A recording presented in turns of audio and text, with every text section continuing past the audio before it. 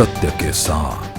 प्रश्न इस बात का नहीं कि मोहम्मद दीपक नाम रखा गया है, बाबा के नाम से दुकान चल रही है। नाम बदलकर जब वहां पर इस प्रकार के कार्य होते हैं, बहनों के साथ छल होता है, तो निश्चित रूप से शंका प्रकट होती है। ये मोहम्मद दीपक तो कांग्रेस के कार्यकर्ता निकले और इन्होंने ही सारे माहौल को खराब करने का वहां पर काम किया है। महामहिम राष्ट्रपति जी का अभिभाषण केवल एक संवैधानिक औपचारिकता नहीं थी, बल्कि यह देश की वर्तमान स्थिति, उपलब्धियों और भविष्य की दिशा का स्पष्ट दस्तावेज है। राष्ट्रपति जी के अभिभाषण में लोकतंत्र, संविधान और जन कल्याण की स्पष्ट झलक दिखाई देती है। यह अभिभाषण सरकार की उस प्रतिबद्धता को दोहराता है, सबका साथ, सबका विकास, सबका विश्वास। ये मंत्र केवल बोलने का मंत्र नहीं, जपने का मंत्र नहीं, बल्कि ये मंत्र धरातल पर लोगों को दिखाई देता है। विश्वास खड़ा जनता का खड़ा हुआ है। राष्ट्रपति जी ने अपने भाषण में देश की प्रगति में, खासतौर पर आर्थिक प्रगति का बहुत व्यापक उल्लेख किया गया है। आज भारत में दुनिया की प्रमुख अर्थव्यवस्था के रूप में भारत आगे बढ़ रहा है। अमेरिकी राष्ट्रपति जी के साथ जो टेलीफोनिक वार्ता के बाद जो संदेश देश को मिला है, मैं विश्वासपूर्वक कह सकता हूं कि देश के नागरिकों में सरकार के प्रति और विश्वास जागृत हुआ है।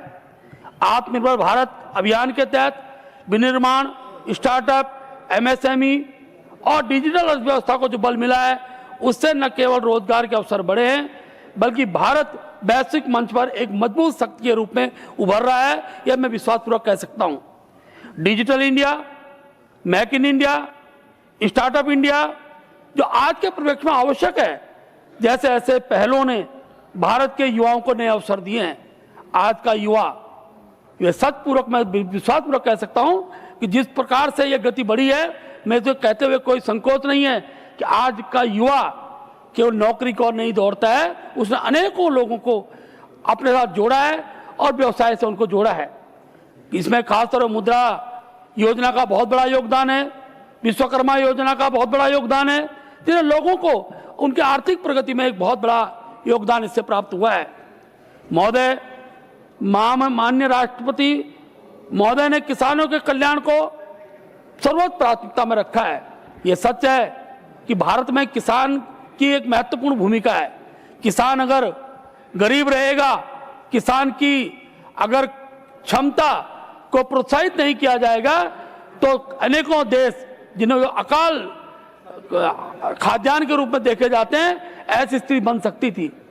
मैंने देखा है पिछले दिनों अनेकों लोग, किसानों ने अपनी खेतियों को बेचने का काम किया, लेकिन जिस प्रकार से प्रधानमंत्री किसान सम्मान निधि, ये निधि ने, मैं तो बहुत छोटे राज्य का सांसद हूं, मैं जानता हूं हर तीसरे महीने में जब 2000 रुपए की राशि आती है, तो किसान को बीज लेने के लिए एक सुविधा प्राप्त होती है और उसे साहूकारों के पास जाने से बचता है। महोदय, किसान सम्मान निधि में जो धनराशि दी जा रही है, यह किसानों के एक विश्वास इसने खड़ा किया है। फसल बीमा योजना, इसने कृषकों की क्षतिपूर्ति के प्रति विश्वास खड़ा किया है। किसान जब अपनी पैदावार उत्पन्न उगाता था और उसको विश्वास ही ना हो, क्योंकि पिछले दिनों आपदाएं बहुत आई उत्तराखंड के अंदर, हम सब लोग इस बात से विज्ञ हैं, लेकिन जिस प्रकार से सरकार ने उन कृषकों को फसल बीमा का लाभ पहुंचाया, मैं कह सकता हूं एक बहुत बड़ी पहल सरकार द्वारा हुई है।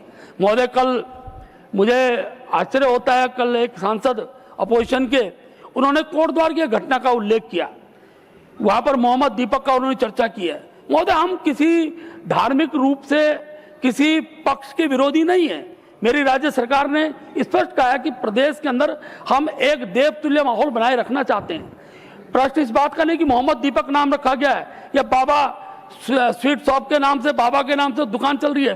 प्रश्न यह है, नाम बदलकर जब वहां पर इस प्रकार के कार्य होते हैं, बहनों के साथ छल होता है, तो निश्चित रूप से शंका प्रकट होती है। उस आधार पर जब बातें होती हैं, तो ये मोहम्मद दीपक तो कांग्रेस के कार्यकर्ता निकले और इन्होंने ही सारे माहौल को खराब करने का वहां पर काम किया है। महोदय, मैं चर्चा कर रहा था सिंचाई परियोजनाओं का। कृषि विकास में किसानों की आय बढ़ने की दिशा में आज कठोर प्रयास हुए हैं। महोदय, मैं उत्तराखंड से आता हूं, वहां पर श्री अन्न का बड़ा भंडार है, कोदा झंगोरा का मार्केट बड़ा है, बड़ी संख्या में मोटे अनाज का उत्पादन बड़ा है और गरीब किसानों को इसका बड़ा लाभ मिला है। मेरे राज्य में पशुपालन, मत्स्य पालन, मधुमक्खी पालन बड़ा है। सरकार द्वारा इसके लिए सहकारिता के माध्यम से कम ब्याज पर ऋण देने का जो काम किया, उससे वहाँ के जो बेरोजगार युवा है, जो खास तौर पर मैं कह सकता हूँ कि मधुमक्खी पालन से जुड़े हुए हैं, उनको बड़ा लाभ मिला है। आज देश के अंदर मत्स्य पालन की 105% की वृद्धि, ये उल्लेखनीय है। इस सरकार के इन प्रयासों से लाभ हुआ है। राष्ट्रपति जी का अभिभाषण, सामाजिक न्याय को मजबूत भावना इसमें दिखाई गई है। पीएम जनधन योजना इसी प्राथमिकता पर काम कर रही है।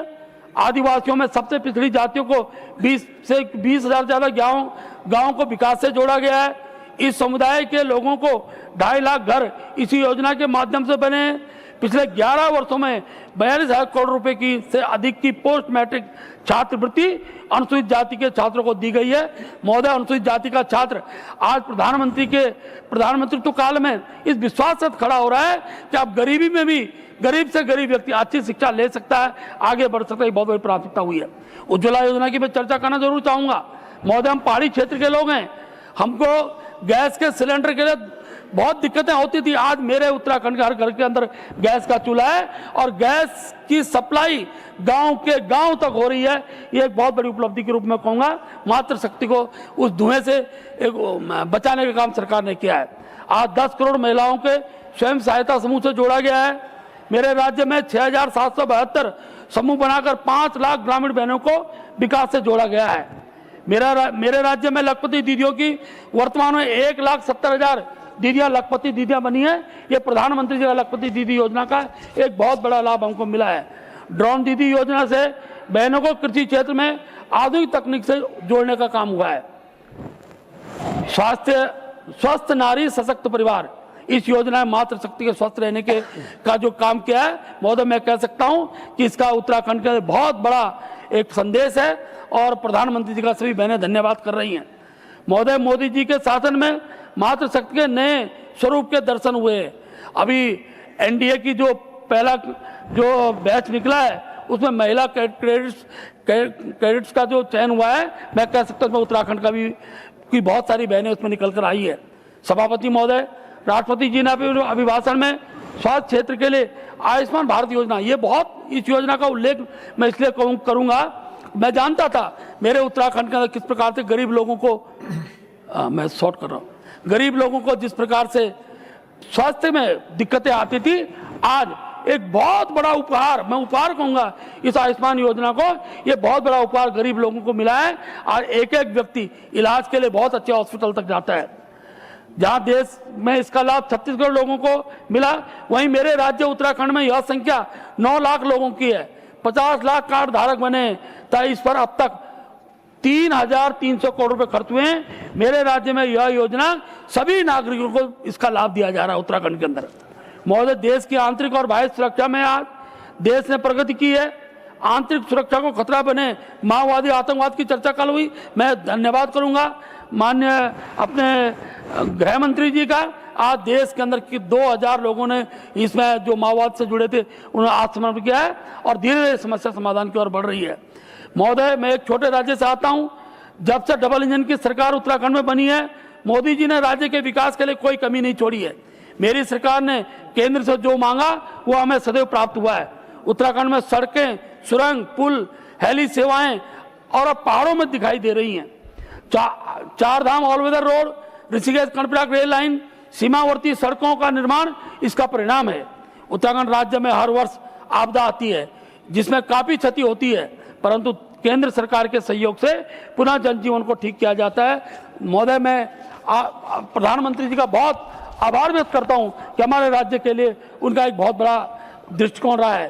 केदारनाथ पुनर्निर्माण से लेकर सलक्यारा टनल रेक्शू में केंद्र के सहयोग के लिए मैं इस मंच से प्रधानमंत्री जी का, देश की सरकार का आभार व्यक्त करता हूं।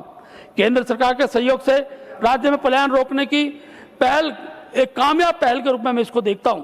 पहली बार होम स्टे, सीमांत पर्यटन, स्टार्टअप और स्थानीय उत्पादों के जरिए रिवर्स पलायन की शुरुआत उत्तराखंड के अंदर हुई है। एक अच्छी, मैं कह सकता हूं, केंद्र की योजनाओं ने इतना लाभ हमारे राज्य को पहुंचाया है। आज सीमावर्ती गांव बोझ के रूप में नहीं है महोदय, हमारी शक्ति है। सीमावर्ती गांव बन गए हैं। पहले सीमावर्ती गांव को आखिरी गांव कहा जाता था, परंतु प्रधानमंत्री जी ने इन्हें देश के प्रथम गांव नाम दिया और ब्राइब्रेंट विलेज बनाकर प्रथम पंक्ति में खड़ा किया है। महोदय, अंत में मैं यही कहना चाहूंगा